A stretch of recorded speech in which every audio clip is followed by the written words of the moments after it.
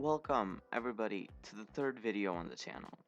I'm sorry this video took so long to make. I've been really busy with some real life stuff, mainly my birthday and going to the beach and other places a lot. So again, I apologize for the delay on the video, but I'm here now and I can finally make it. I mentioned last video that we were going to be checking out a car that was both old and pretty famous. For those of you who guessed the Beetle 1300, you would be correct, because that is the car that we'll be checking out today. So this is the car we'll be checking out today.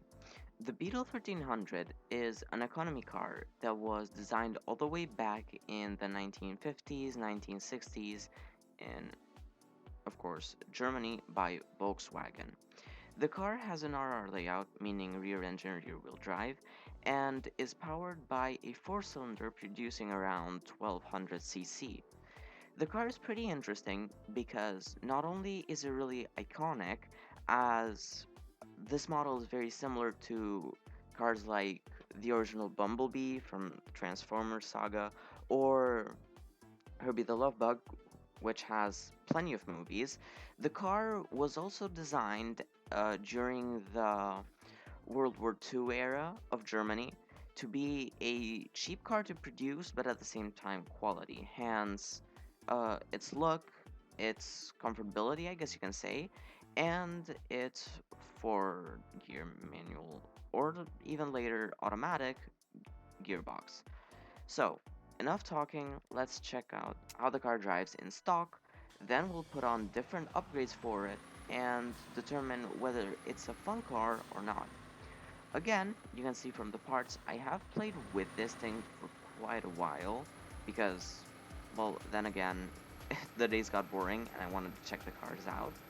Stock this thing tops out at 182, and the coolest part about it, which I love that Skilled added this, is backfire. This car literally backfires, and well, this surprises me because on this game, or at least before the revamp, before update 32, one of the cheapest cars that you could get backfire on was like way up, I think, in the millions. It was the first car that unlocked backfire. It was a really interesting feature, and to see it implemented in cars like these that come earlier on is great, if you ask me.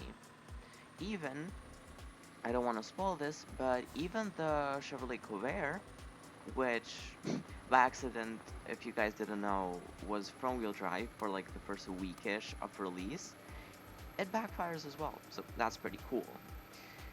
When it comes to this car, since it's not really fast, but then again not meant to turn really well, or to turn super sharp, it's light, it's relatively fast as I said, or you can even call it slow.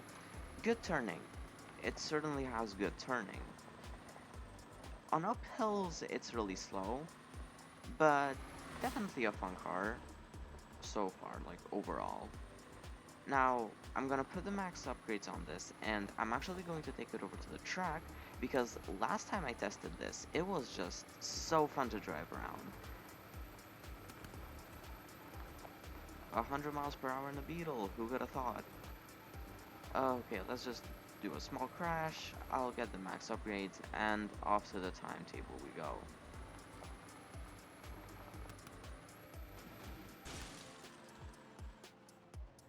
Well, that was a bit pathetic, wasn't it?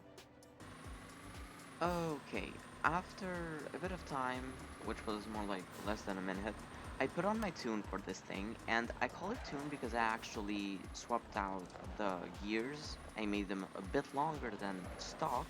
Stock, as you guys know, they're set to 100%. It made 82 miles per hour. And like this, it actually almost makes 90, so it's around late 89 miles per hour. Just to give it a bit of speed, because if you go with stock gears and a full Beetle, you're going to suffer a lot on the straights with this car. But if you tune it to around 91, 92, you guys are just gonna see how fun it is. A 3-lap, this glitch happening again. let's go.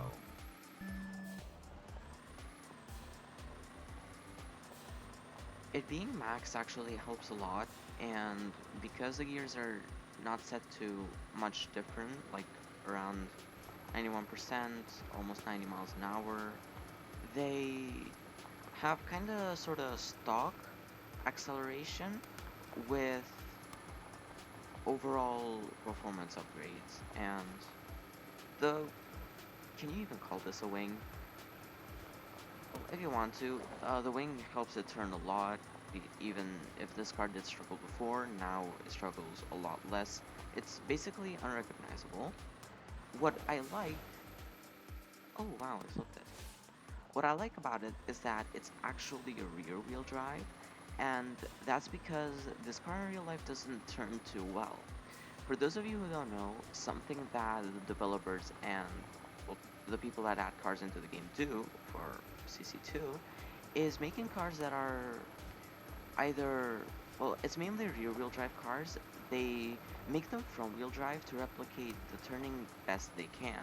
And a lot of times it works, but at the same time causes a lot of weirdness. When we go to a couple other cars, which aren't new or anything, I'll show you guys how it quote-unquote breaks the game, but still really fun.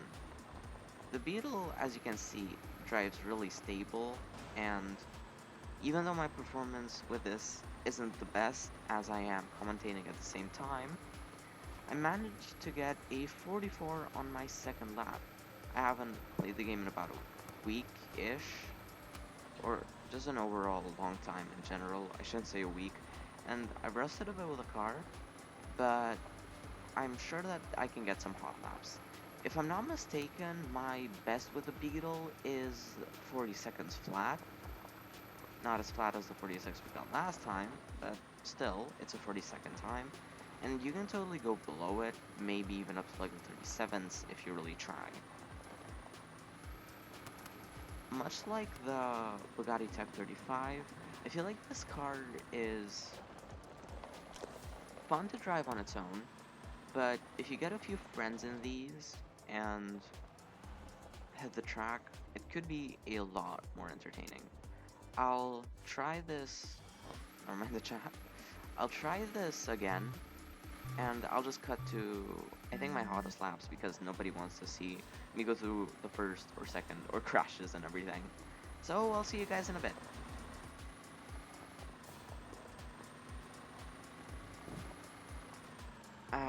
Almost. I was doing pretty well that set of laps. My opening lap was actually a 49, and I managed to get a 41, but I couldn't shave off that 1.5 second when I spun on the last lap.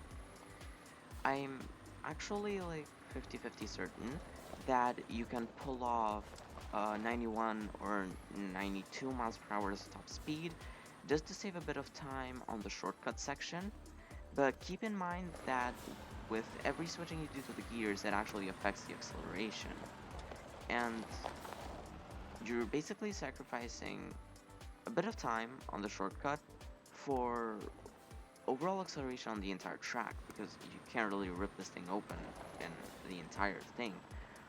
Heck, you might reach 90 on some parts, even 91, but I feel like if you want to try, go ahead, but keep in mind what you're sacrificing, the acceleration. In conclusion, the car is just extremely fun to drive if you ask me. It's stable, it isn't really fast, but at the same time that allows it to turn pretty well and handle a lot nicer. The model is just amazing. Don't get me started on the engine, its interior. Backfire Skill did an amazing job with designing the car, and I hope that we see a lot of like these vintage cars with this much detail a lot more in the future.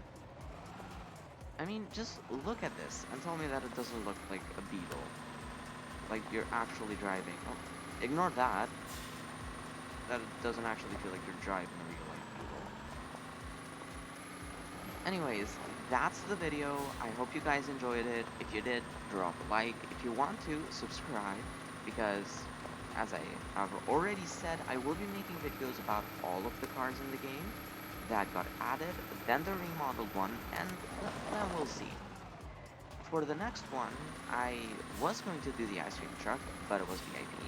So I feel like I'm going to give a quick review to the last possible new car that I can review on this game, or rather two of them in one video, and, well, why not check out the remodels bit after that?